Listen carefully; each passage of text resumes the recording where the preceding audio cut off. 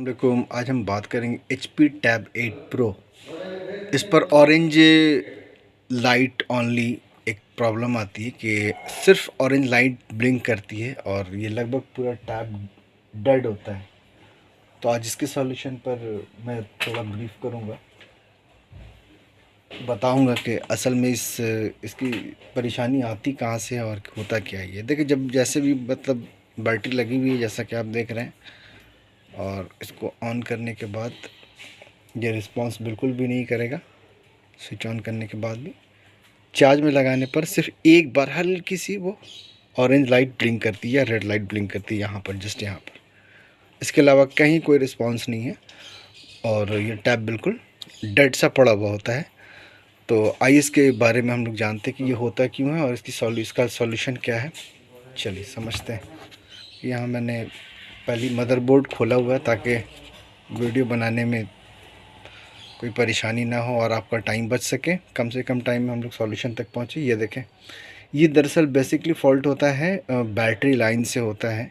या तो ये हो सकता है कि आपकी बैटरी पूरी तरीके से डैमेज हो, ख़राब हो, तो ये परेशानी आती है। और इसके अलावा होता क्या है कि बैटरी लाइन से इशू आता है। देखिए, मैं आपको दिखा देता हूँ। यहाँ पर बैटरी का जो सेक्शन होता है, बैटरी के सेंसर्स को जो कंट्रोल करता है, उस सेक्शन से ये परेशानी आती है।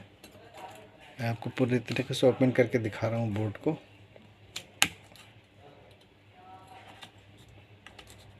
ये देखिए, ये रहा।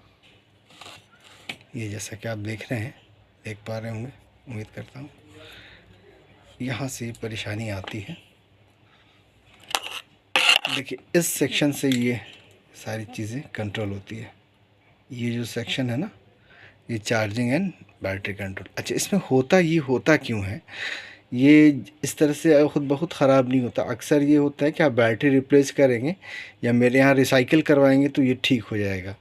अब होता क्या है कि अलग से सेपरेट वोल्टेज देकर आप अगर इसमें पावर सप्लाई करते हैं तो ये सारी चीज़ें डैमेज होती हैं।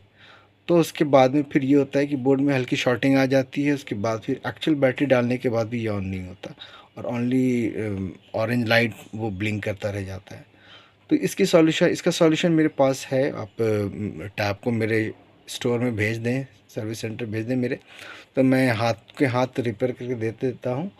और जिन्हें समझ है इन सब चीज़ों की वो आज़मा सकते हैं, लेकिन काफ़ी बच के, इसलिए कि ये इसके नीचे एक आईसी पड़ी होती है। देखें, ये देखिए, ये जो आईसी है ना, ये इससे होता है ये इशू है। ये बूट आईसी होता है और ये बैटरी के लिए भी सेंस करता है, मतलब बैटरी को पहचानने के लिए भी ये काम आता है। बैटरी को ये मतलब ये बैटरी की पहचान करके मतलब टैब को फिर आगे मतलब ऑन कराने में मदद कराता है। तो ये इस आईसी से इशू आता है ये। तो ये देख लें।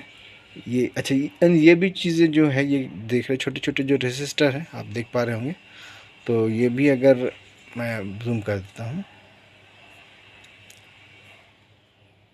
देखिए इस सेक्शन में यहाँ पर ये आप उम्मीद करता हूँ आप देख पा रहे हैं। ये रेसिस्टर भी अगर शॉर्ट हो या कटी भी हो या ख़राब हो या इसमें पानी लगा हुआ हो, मॉइस्चर लगा हुआ हो, तो भी ये परेशानी आती है।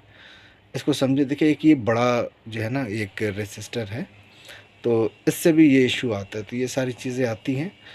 तो जब भी इस तरह की परेशानी हो तो मुझसे कांटेक्ट करें। मेरा नंबर डिस्क्रिप्शन वीडियो में दिया हुआ होगा, डिस्क्रिप्शन में। और मेरे स्टोर का लोकेशन भी दिया हुआ होगा। किसी को मदरबोर्ड वगैरह चाहिए इसका तो मेरे पास अवेलेबल होता है, बैटरी अवेलेबल होती है। स्क्रीन हमेशा अवेलेबल नहीं होती लेकिन मिल जाती है। स्क्रीन बहुत ज़्यादा डिमांड होने की वजह कर थोड़ी परेशानी होती है हर कोई अवेलेबल कराने में, लेकिन ऑलमोस्ट अवेलेबल हो जाता है। खैर, इसकी सारी चीज़ें मेरे पास अवेलेबल है। किसी को भी चाहिए होगी तो मुझसे कांटेक्ट करें। कोरियर चार्जेस के अलावा जो प्राइस होगी वो मैं आपको मेंशन कर दूंगा। तो आप प्लीज़ इस वीडियो को ज़्यादा से ज़्यादा शेयर करें लोगों तक, या जो टीचर्स हैं या जो टेक्नीशियंस हैं जो काम करते हैं। तो ठीक है, इसी तरीके से मेरे चैनल को सब्सक्राइब करें और लाइक एंड शेयर करें। बहुत शुक्रिया, थैंक यू।